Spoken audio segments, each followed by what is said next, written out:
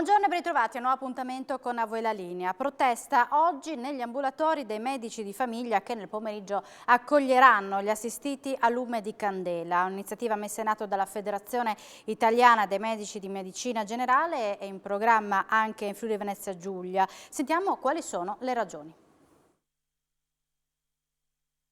Dottor Fernando Agrusti, segretario regionale della Federazione Italiana dei Medici di Medicina Generale, oggi farete una sorta di protesta nel pomeriggio, insomma accoglierete i pazienti a lume di candela, perché? Allora, questa protesta è una protesta che è stata indetta a livello nazionale dal nostro segretario dottor Scotti, segretario nazionale, e quindi è una protesta che viene poi declinata in ogni regione, in ogni provincia d'Italia. La FIMS rappresenta la maggioranza dei medici di medicina di famiglia d'Italia e quindi sicuramente ha un peso questa protesta. Ma perché viene fatta questa protesta? Perché nell'ultima finanziaria sono stati stanziati dei finanziamenti per riconoscere una sorta di contributo per l'aumento delle spese energetiche a varie categorie, tra cui vari studi professionali. E gli studi di medicina di famiglia sono stati praticamente ignorati da questa finanziaria, così come siamo stati ignorati per quanto riguarda questo recupero di circa l'1,5% dell'inflazione che è stata riconosciuta da altre categorie. Ecco, noi siamo dei liberi professionisti, però di fatto non abbiamo la possibilità di recuperare gli aumenti dei costi perché il nostro stipendio, diciamo, viene concordato a livello nazionale da un accordo collettivo nazionale, quindi che non presuppone la possibilità di ricavare altri costi a carico naturalmente dell'assistito. Abbiamo fatto questa protesta, che è una protesta che non incide assolutamente sui nostri assistiti, a cui siamo molto legati, tanto è vero che nulla peserà a carico degli assistiti e quindi soprattutto in questo periodo in cui c'è molta gente che ha l'influenza e anche la pandemia del Covid, insomma, ha rialzato la testa. Ecco, noi riteniamo che la medicina di famiglia sia un pilastro fondamentale del Servizio Sanitario Nazionale, che ormai ha più di 40 anni, è stato infatti risale al 1978, che rimane uno dei servizi sanitari migliori del mondo, di questo ne sono assolutamente certo per aver girato molto in varie nazioni del mondo. La medicina territoriale è un pilastro fondamentale di questo Servizio Sanitario Nazionale e spegnere, quindi, e qui arriviamo all'allegoria della candela, spegnere questa medicina territoriale o comunque ridurla di molto e in qualche modo spegnere l'intero servizio sanitario nazionale. E questo sarebbe una cosa molto grave perché avrebbe una ricaduta sicuramente negativa su tutta la nostra cittadinanza, su tutti i nostri assistiti, ma sulla salute pubblica in generale, come è stato dimostrato nel periodo del Covid, dove ci si è resi conto che la medicina del territorio è estremamente importante e invece di essere ridotta andrebbe potenziata. Sì, e qui veniamo anche su un altro fatto, insomma siete sempre meno purtroppo anche i medici di medicina generale, sempre più anziani e quelli che vanno in pensione non riescono sempre ad essere sostituiti. Ecco, ci può essere un rimedio a questa situazione? Ma vede, questa è una situazione che parte da lontano, sicuramente con una programmazione sbagliata fatta negli anni. Come giustamente ha detto l'ex ministro Speranza in alcuni incontri a cui ho partecipato, sono stati fatti dei tagli lineari. La sanità è stata assimilata come ad altre situazioni nazionali, quali può essere, non so, la difesa o comunque qualsiasi altra cosa, non rendendosi conto che invece la sanità non è comprimibile oltre un certo livello, e quindi questo è stato un errore fondamentale e quindi la programmazione è sbagliata. In più soprattutto negli ultimi 2 anni, diciamo quasi 3 anni da quando è iniziato il Covid, siamo sottoposti ad un aumento di lavoro davvero notevole e quindi anche molti colleghi che avrebbero potuto andare in pensione tra qualche anno si sono arresi, hanno preferito lasciare la convenzione proprio per un eccessivo carico di lavoro. Ma quello che è peggio, questa cosa è avvenuta anche con colleghi giovani che avevano preso la convenzione da poco e non hanno retto questo urto importante di trovarsi improvvisamente con un carico assistenziale notevolissimo. Tenga presente che solo in provincia di Pordenone i medici di medicina generale hanno 10.500 contatti circa al giorno e ogni medico ha circa 12.000 contatti in un anno. Quindi una mole di lavoro davvero notevole. Ci rendiamo conto che ci sono altre criticità nella sanità, quali il problema del pronto soccorso, che è un problema assolutamente grossissimo, enorme, però noi crediamo che con una diversa organizzazione della sanità territoriale potremo anche supplire, in qualche modo, venire incontro anche a quello che succede nei pronti soccorsi. Parlo ad esempio per i codici meno gravi, meno importanti, che potrebbero essere benissimo dirottati su una medicina territoriale organizzata in maniera diversa. Parlo di microteam, di diagnostica di primo livello e quindi tutta una serie di cose che potrebbero essere fatte negli studi se fossero organizzati in un certo modo. Ecco, anche su questo il NURSIN recentemente appunto aveva chiesto un'estensione anche dell'orario dei medici di medicina generale fino alle 22, insomma, per cercare di alleviare le sofferenze del pronto soccorso. Ecco, fattibile. Ma guardi, con tutto rispetto per il nursing, io credo che ognuno debba fare il suo lavoro, ecco, per cui io non mi permetto di chiedere di aumentare le ore di lavoro del nursing e mi piacerebbe che anche il nursing non facesse queste considerazioni sul nostro lavoro. Le ho detto appunto adesso i numeri dei contatti che abbiamo, lei capisce che è difficile aumentare ancora questo numero di contatti. Diverso è un nuovo approccio della medicina territoriale, dove, siccome adesso nel nuovo contratto si parla di comparto unico, quindi tra medici di continuità assistenziale, conosciuti meglio come guardia medica, e medici di medicina generale, quindi un unico comparto, ecco, all'interno di questo unico comparto è possibile probabilmente ampliare l'orario di presenza di un medico negli studi diciamo organizzati, utilizzando anche i medici di continuità assistenziale nelle ore diurne. Questo è un altro discorso, è un discorso su cui si sta lavorando anche a livello nazionale, e questo potrebbe risolvere in parte alcuni problemi del pronto soccorso. Confartigianato Imprese Udine, in collaborazione con i servizi per il lavoro della Regione, hanno organizzato il Matching Day Job per supportare le imprese artigiane nella ricerca di personale. All'incontro hanno partecipato una ventina di imprese e un'ottantina di persone che sono state selezionate tra le 280 che hanno presentato domanda. Confronto importante fra chi offre posto di lavoro e fra chi cerca un'occupazione. Oggi è l'occasione appunto per parlare, è il momento dei colloqui qui al Matching Day. Ne parliamo con Gianni Frate, che è responsabile per la Regione del servizio alle imprese. Avete già fatto una prima scrematura, ci sono state almeno 280 domande, quindi 280 candidati. Esattamente, per questa attività che vedeva coinvolte oggi una ventina di aziende abbiamo raccolto 280 curriculum.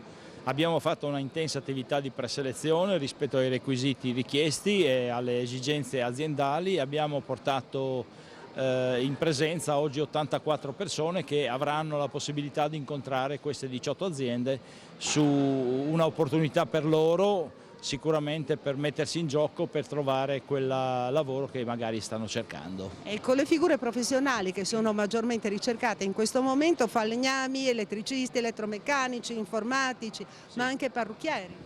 Sì, oggi abbiamo 18 aziende che fanno parte della Confartigianato, quindi piccole imprese artigiane con numeri non eccessivamente elevati, però con profili sicuramente ricercati che sono difficili da reperire. In questo momento i temi principali per le imprese sono quello dell'energia, quello delle materie prime e la manodopera, perché è una delle componenti fondamentali della produzione, in particolare della produzione delle piccole imprese, sulla quale fanno davvero tanta fatica a trovare. I mestieri tradizionali, quelli più conosciuti, no? Dal meccanico, dal falegname, eccetera, fanno davvero tantissima fatica. Anche qui non siamo riusciti a trovare questo tipo di profili, invece abbiamo trovato dei profili di tipo tecnico, dei profili gestionali, che sono comunque molto ricercati, però c'è veramente tanta carenza, tanta difficoltà a fare questi abbinamenti, ed è quindi indispensabile che proseguiamo su questa via. Però ci sono anche delle persone disponibili. Qualsiasi cosa troviamo, l'importante è che si possa muovere le mani, si possa lavorare. Sì, è vero, e c'è anche la disponibilità delle imprese a formare questo tipo di persone. bisogna trovare quella sinergia tra impresa e persona che poi genera effettivamente un processo di crescita della persona all'interno dell'impresa. È da un anno che lei sta cercando occupazione. Sì, confermo. E forse oggi è la volta buona. Incrociamo le dita, perché questo servizio della Regione è molto buono, molto utile, e come 52 anni che deve reintegrarsi nel mondo del lavoro dopo 13 anni di esperienza estera nelle Filippine, approfitta di questi ottimi strumenti messi a disposizione. Lei in che cosa è specializzato in modo particolare? Administration, Finance e Control, AFC. E ho praticato praticamente, sono stato referente estero per una società italiana nelle Filippine per 13 anni, dopodiché Covid eccetera eccetera, ristrutturazione aziendale, taglio del personale e siamo tornati in madre patria del Friuli. Io sono specializzato sul settore legno, zona manzanese, ho fatto anni di esperienza nel settore, tornerie, imballaggi. E in questo momento lei è disoccupato e sta cercando lavoro? Esatto, sì. E comunque è stato selezionato fra le 280 persone, quindi ha buone possibilità di trovare occupazione. Si spera. Proviamo alla Beantech, vediamo in che cosa consiste il colloquio, un colloquio di lavoro. Adesso voi state cercando che figura professionale? Allora, fondamentalmente la ricerca è volta a figure con alta competenza tecnica, soprattutto lato sia sistemistico ma anche lato di programmazione fondamentalmente, dal momento che figure particolarmente tecniche adesso sul mercato ovviamente c'è una grandissima competitività, per cui noi cerchiamo sempre di mantenerci ovviamente competitivi dal punto di vista formativo, per cui ogni collega viene formato con certificazioni personali su cui l'azienda punta fondamentalmente, dei piani di carriera ben organizzati, cerchiamo insomma di avere un'attrattività quanto più possibile insomma adeguata in un mondo che adesso ovviamente richiede queste figure molto più di prima. Quindi... Piccola pausa per la pubblicità, ci vediamo tra poco, a voi la linea.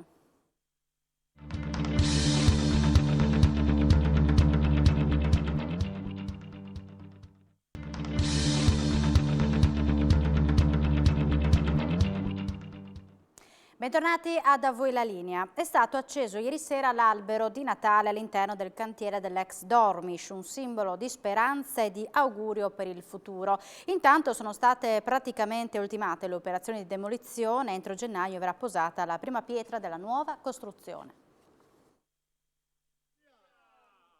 Ingegner Benedetti, un cantiere così non si vede tutti i giorni, con un albero di Natale, un dono nel dono alla città.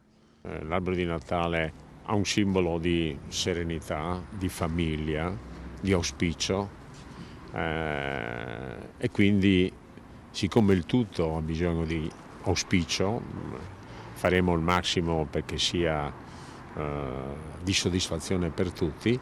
L'albero credo sia un buon inizio, come avete visto la demolizione sta finendo, inizieremo la costruzione eccetera eccetera eccetera. Direi bene, un momento di soddisfazione per tutti, auguri a tutti quanti, auguri soprattutto di poter usufruire del centro Villalta, non so se lo chiameremo centro Villalta, probabilmente sì, del centro Villalta per i ragazzi, per i momenti di relax, per gli incontri, per i momenti di cultura, di lettura, abbiamo anche un centro benessere, credo, che non fa male. Oltre che ovviamente l'importante sede dell'ITS con 600 posti. L'ITS ovviamente è la ragione per cui 600 posti, come diceva giustamente il signor Sindaco, speriamo di spingere ad avere la possibilità della laurea a breve, cioè 3 anni, e quindi di avere un diplomato ingegnere via ITS, via Malignani in sostanza. È un ingegnere del fare, un ingegnere concreto. Servono ambedue, il doctor engineer ovviamente per alcune sfere di attività e il diplomat engineer che è più da laboratorio, da fabbrica, da progettazione direi, è altrettanto utile e più concreto. Quindi questo è l'obiettivo. L'importanza adesso, un invito a friulani, anche a voi che mi state registrando, di sposarvi, o non so come si usa adesso, di avere figli, perché ho letto oggi l'indice di natalità in Friuli è preoccupante, mi sembra, se mi ricordo bene, 7.800 nascite o qualcosa così in un anno, che è il nulla, e quindi abbiamo un rischio che questa costruzione per l'ITS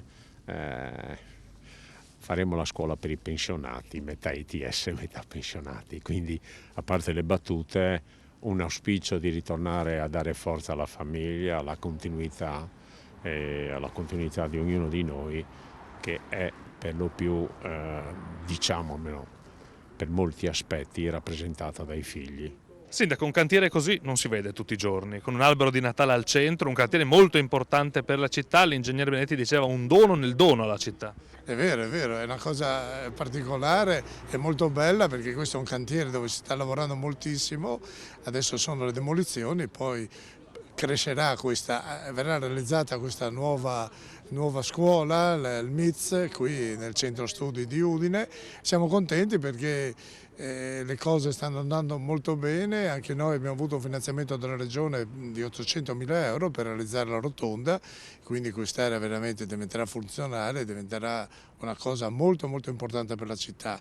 Io ringrazio veramente l'ingegner Benedetti e la Danieli per questo sforzo che stanno facendo per realizzare un istituto, una sede scolastica, e soprattutto anche per queste belle novità come quelle di mettere un albero di Natale in un cantiere dove si sta lavorando e si sta realizzando una cosa importante.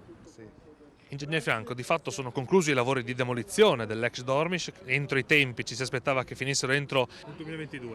Si stanno concludendo come promessa, è stata una bella sfida, abbiamo lavorato parecchio. Le prossime sfide sono importanti, perché a gennaio iniziamo a impostare il cantiere della costruzione,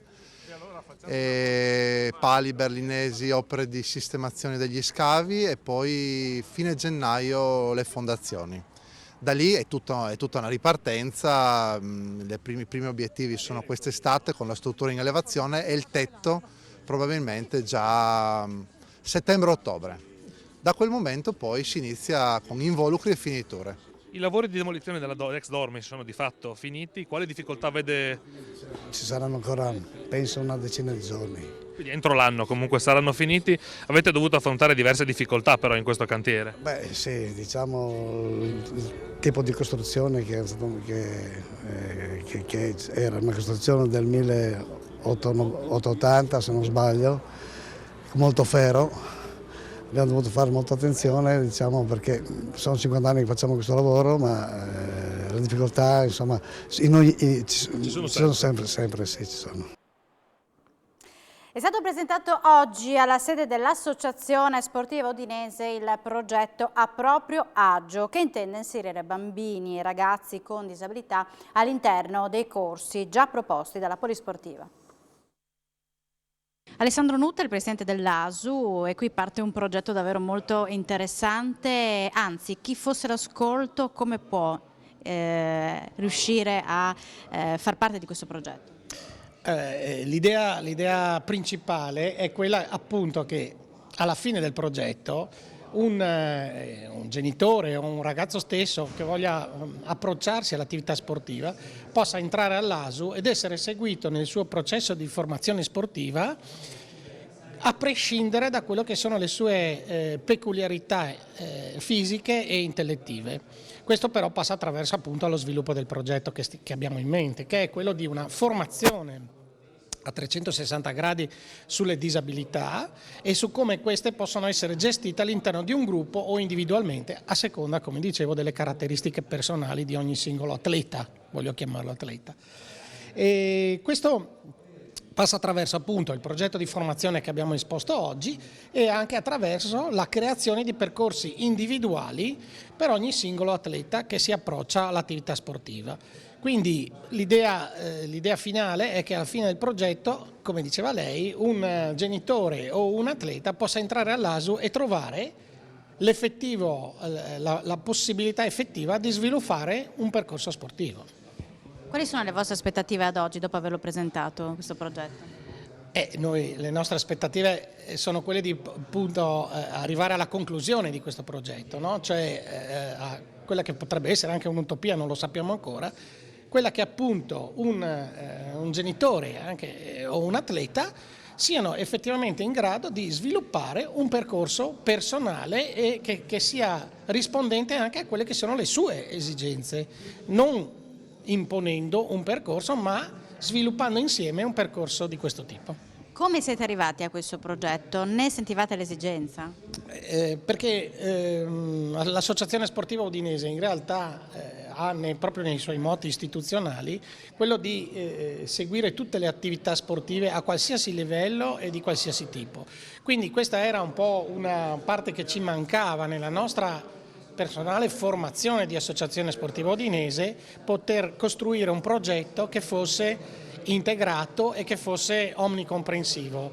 Grazie alla Fondazione Friuli che ci ha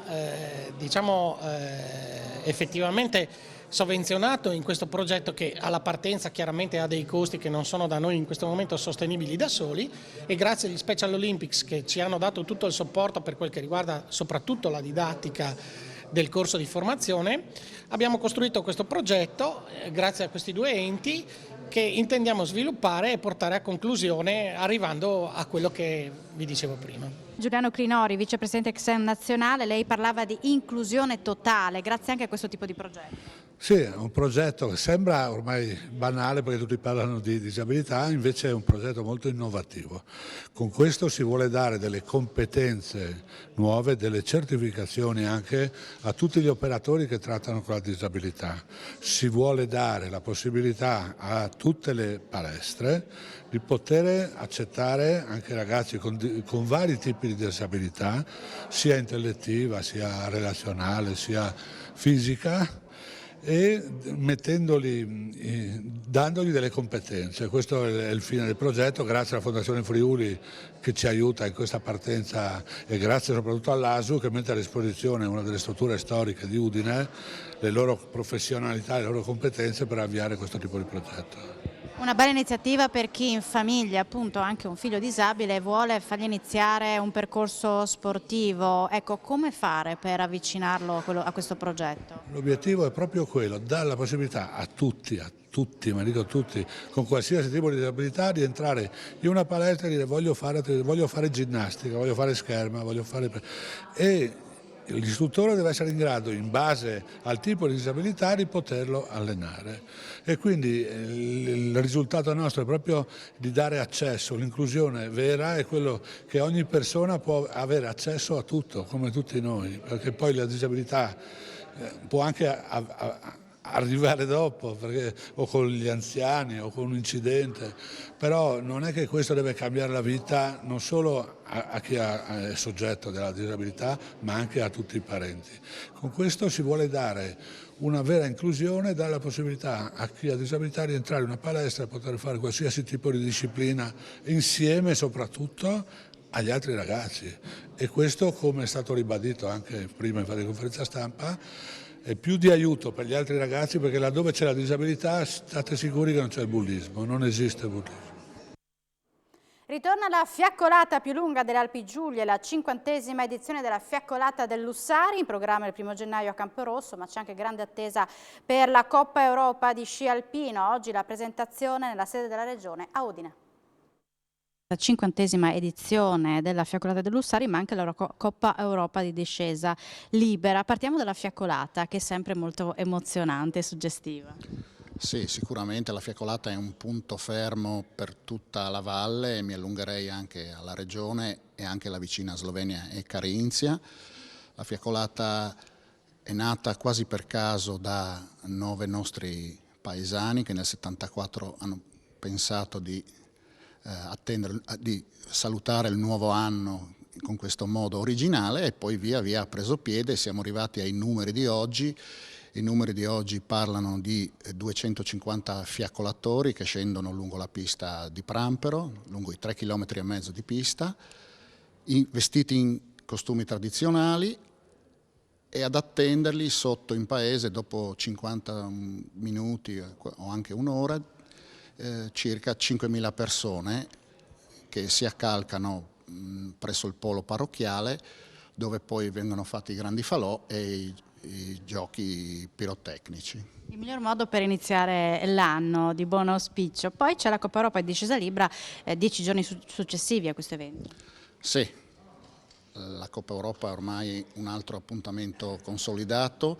Dallo scorso anno l'abbiamo riportata anche questa sulla pista di Prampero, in prospettiva di eventi ancora di rilievo più importante, cioè il nostro obiettivo, unitamente alla Regione, alla FISI e alla FIS, è riportare la Coppa Europa che c'è già stata per 3 edizioni sulla pista di Prampero di Tarvisio. E come sono i numeri attualmente di partecipanti? Ci saranno 19 nazioni partecipanti con 100 concorrenti, parliamo sì di Coppa Europa, ma in Coppa Europa gareggiano anche atleti di livello mondiale.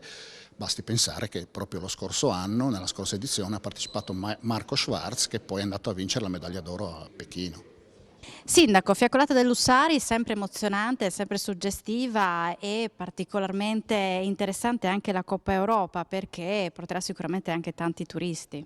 Dopo 2 anni di stop riparte questa grandissima tradizione, 50 anni di tradizione che rappresenta per noi e per il nostro territorio un grande evento e una grande attività di promozione. Credo che come amministrazione comunale siamo veramente felici che l'Unione Sportiva Camporosso organizzi e promuova queste iniziative, dalla Fiaccolata ma anche dall'organizzazione della Coppa Europa di sci alpino, perché per noi gli eventi rappresentano un'attività di promozione e anche per portare sul nostro territorio tantissimi ospiti. La Coppa Europa di sci introdurrà una serie di eventi che poi proseguiranno con lo snow rugby, con il Festival Olimpico della Gioventù Europea, con il Lussarissimo. La pista di Prampero e il Borgo Russali saranno protagonisti di questi eventi. Quindi tante manifestazioni per far conoscere il nostro territorio e per soprattutto portare gli ospiti numerosi nella nostra località montana.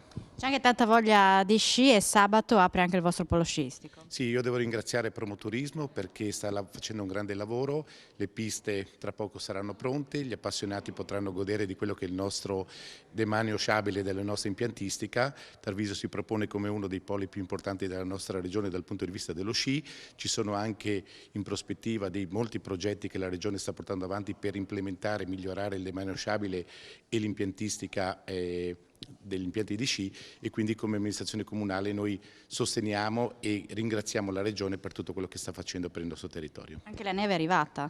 La neve è arrivata, speriamo che ne arrivi ancora un po', però i cannoni stanno lavorando in maniera importante, ormai è tutto pronto per preparare le piste al meglio e per accogliere soprattutto nel periodo natalizio fino all'Epifania il boom di turisti che già sappiamo già che gli alberghi e le strutture ricettive sono piene, e quindi noi siamo felici perché finalmente si riparte con una stagione alla grande. Noi siamo in chiusura, vi ringraziamo per l'attenzione, alle 16:30 torniamo in diretta con l'informazione. Buon pomeriggio.